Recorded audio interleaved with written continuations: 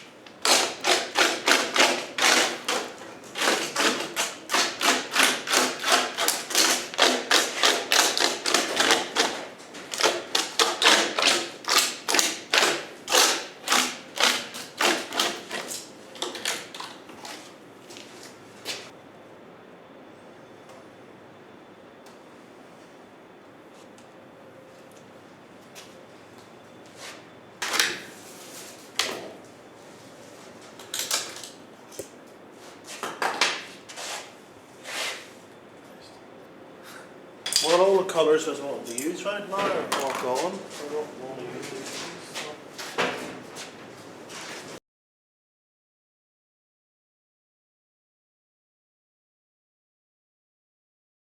All my paintings kind of have to do with landscape or with nature in one way or another. They're not meant to look like landscapes, they're not meant to look like anything at all. But I think there's that kind of relationship with reality, and whenever I get to a point where I think it might be finished, it's probably because in some way it seems to me it could function in the real world like a real thing. And again, I stress I'm not trying to paint a car or a tree or a house or anything like that, but something undefined that in my mind sort of is convincing enough to be in the real world. For example, I draw a lot. I think that's very important for my work. And the things I draw are real things mostly, but my paintings aren't of those things. But through the drawings, what I'm mostly trying to do is to see how to bring things forward and put things backward, the illusion of space, and how to give things structure. As in the case of a real person, they shouldn't be flat, their head should have volume and structure. Well, I want my paintings to have that too, even though they're not of a recognizable object.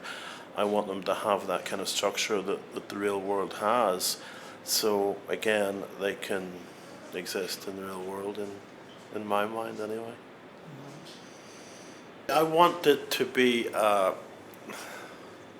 open-ended, and I want people to respond to the work in whatever way it affects them. If it affects them at all, it might not. That's okay too. So I don't want to. I think that kind of thing. For me, I think it's limiting to paint, to work in that kind of a way, and I worked in that kind of a way for a long time in my life. So I could also argue that it's not limiting. But I think for the way I'm working at the moment, the way I'm thinking at the moment, I think that it's more open for it not to be sort of recognizable imagery and not defined like that. I think it's kind of in that regard, it's like timeless. It can be anywhere in the world. It's not specific to something that happened in New York or something like that. I think it is people were probably all pretty much the same. They're all around the world, and the same essentially today as we were maybe 100, 200 years ago. So, I think my idea at the moment is that this kind of work is more universal and more relevant in that way.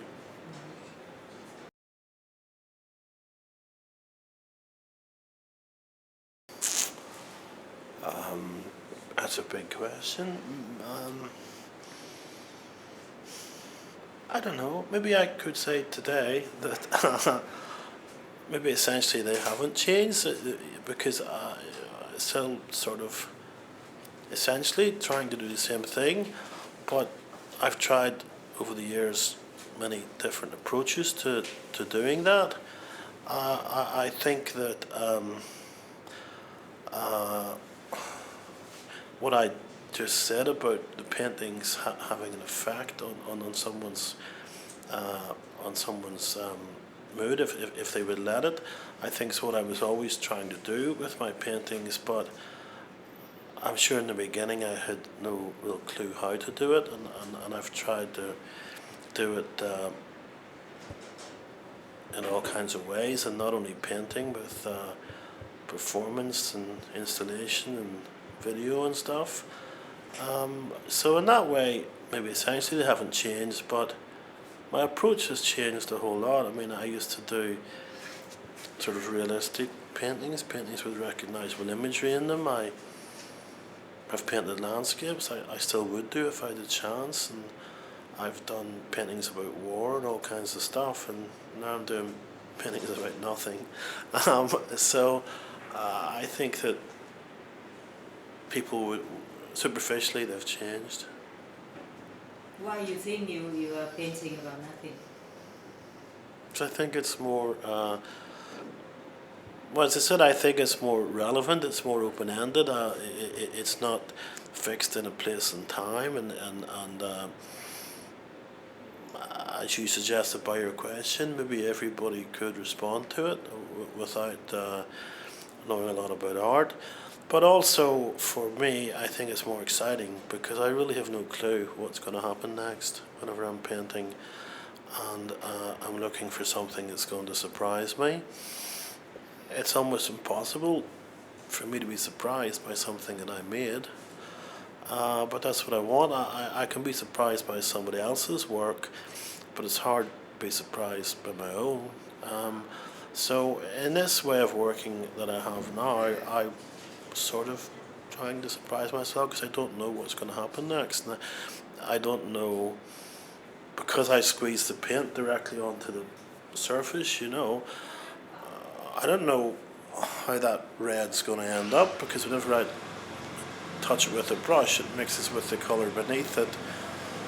I probably have a kind of an idea what it'll look like, but not exactly. And then I keep on scribbling it off or painting it over it, and next time you see that painting, it's a completely different colour.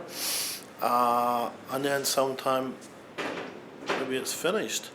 So I think that in that's also why I'm doing it, because it's more exciting for me.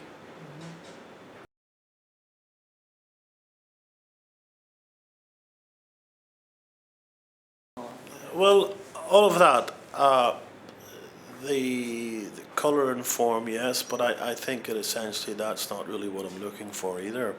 They're all part of what I do. I want the painting to have those things in it, but the thing that I'm looking for really is a sort of a mental thing in the end, and at some point it seems to me like it has an effect on my personality. It seems to be genuine, honest. It seems to refer to something in the real world that I think is relevant for me, and at some point I sort of feel natural with it, and before that I don't. It's sort of, there's many times probably during a big painting where it could be finished, and there's many times where I think it is finished, and then I look at it the next day or something, and it just seems sort of false in some way. It seems it's not genuine. So I start again and destroy it. Often I take a photograph at the end of the day. So I have those photographs, and I sometimes go back and look at them. And maybe as just from an aesthetic point of view, the painting sometimes actually may have looked better before I continued with it. But I don't really care about that, because that's only part of what I'm looking for. The important thing is some other kind of response to it. And whenever I get that, just from an aesthetic point of view, sometimes the painting's not so good, or whatever the word is. I don't care. I don't care about ruining paintings anyway, or destroying them anyway. It doesn't matter. I think it's kind of research about doing it better.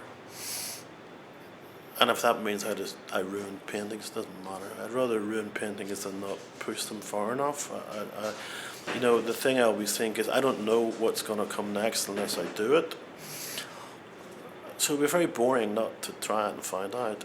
And if that means I ruin a painting, then that's okay. I found out what was around the corner, or I opened the door and saw what was inside the room. So I think I have to do these things to learn something, and then you go on to the next one. Maybe you get the odd success along the way, I don't know.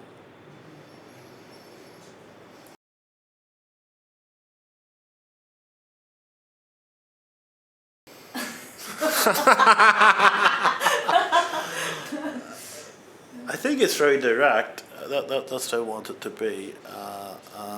But maybe it's kind of complicated to be so direct and to try to, I think I'm always kind of battling against the medium that I'm working with, because I'm so direct with it, I'm so rough with it, I'm so sort of abusive of it, that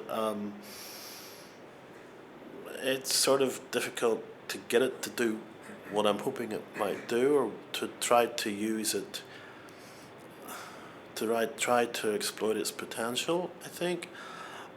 So yeah, it's simple insofar as it's direct, but it's kind of complicated to work in that way and make it sort of happen.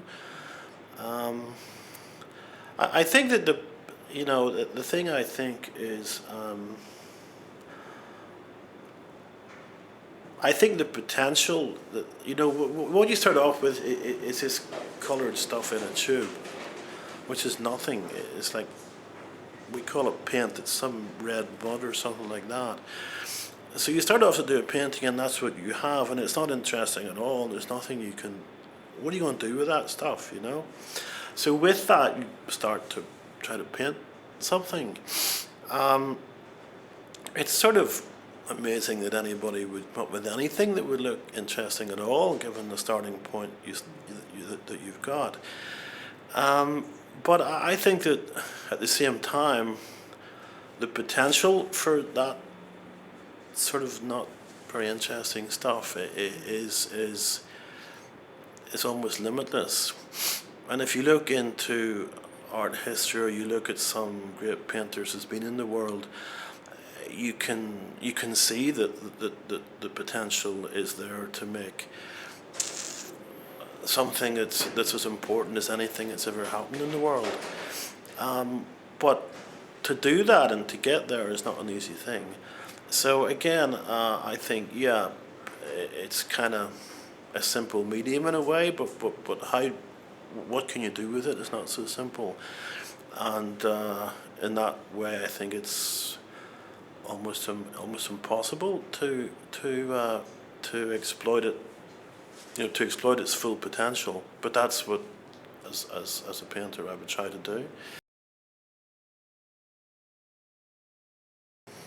It's kind of automatic.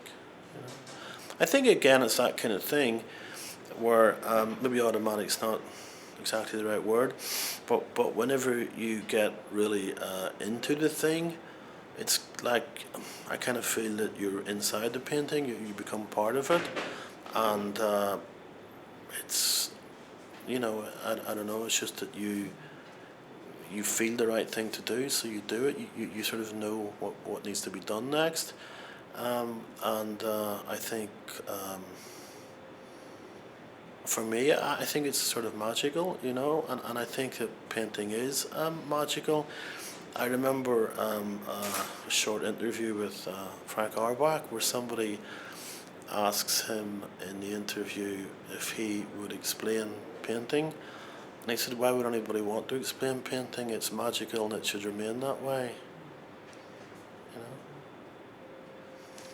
Why did you say your paintings always relate to nature?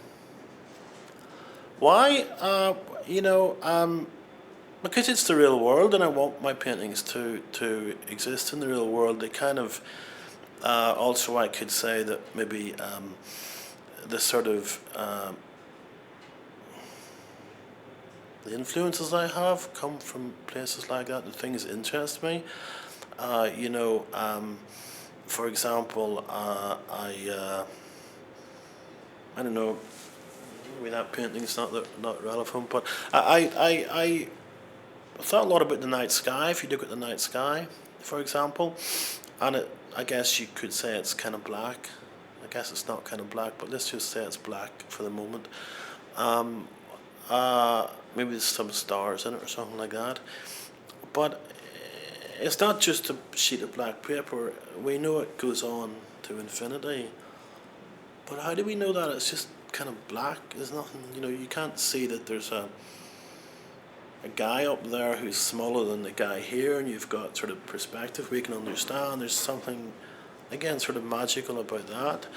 So things like that would be sort of things I would think about in my painting, or I probably said before, like, that I've been working in China sometimes, and I became interested in these kind of misty mountains, and sometimes intense mist that you can only see a few feet in front of you. But again, it's not flat like a piece of paper that you feel that you could grab it and take it home with you. It has volume, but yet it's undefined. It's sort of magical, and I don't know really how we know that it has depth to it and stuff, but we kind of do. So again, that's the sort of thing where I could think, my paintings I want them to relate to reality in that kind of way, but that's sort of maybe where they come from. Also, I'd be happy enough to be a landscape painter. I live in Brooklyn, so it's not an ideal place to be a landscape painter. But should I have a studio on a mountain somewhere, I'd probably paint landscapes, because the space, I think, is magical. I remember driving out west in America before I lived there, and you can see those vast spaces that they have in a country of that size, and they're just overwhelming, kind of emotionally, and that would be a wonderful thing to paint. But that's kind of what I'm painting in a way. I'm not wanting to paint an American landscape, but it's that kind of feeling that I want to have in the work.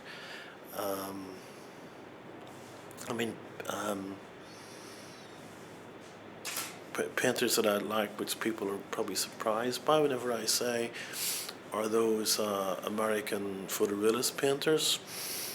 I remember they would paint like a sort of a empty street scene. Couldn't care about the photorealist technique, but there's a sort of a stillness, a calmness in the work, and maybe not people. Or like Edward Hopper's paintings too, there'd be a sort of a calmness in it, and like that sort of empty space in a landscape that I would like.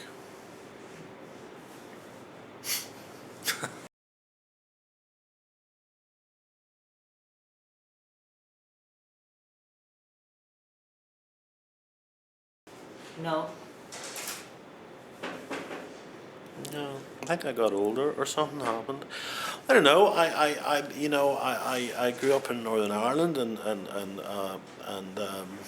at a time, whenever there was sort of a terrorist war going on and political problems and stuff, and I suppose that's where I got this interest in wars, and then the Vietnam thing came along, and I was interested in working there.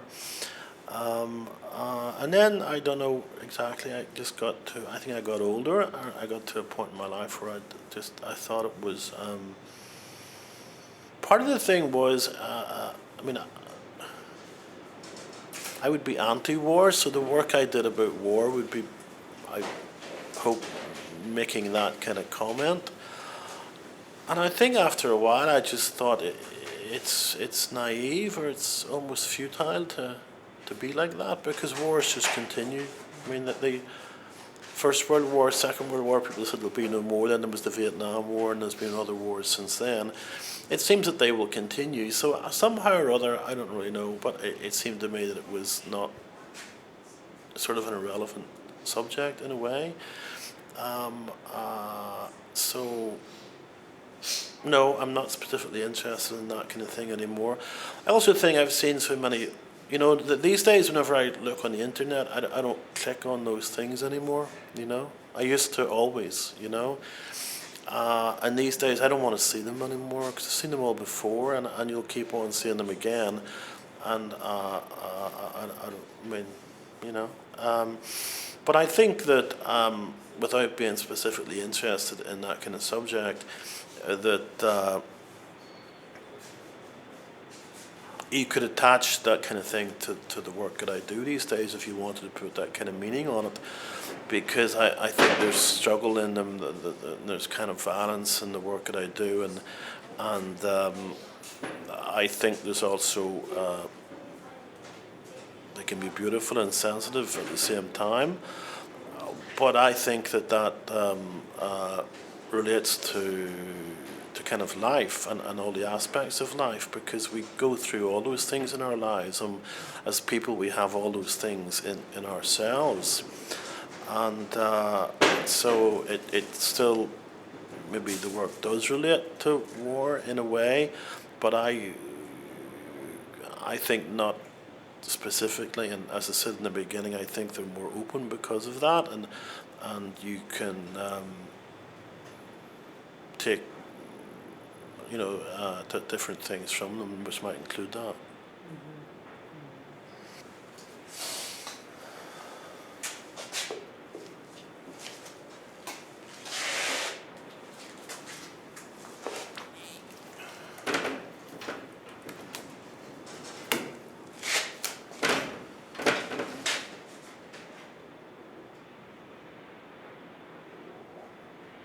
It's very hopeful looking.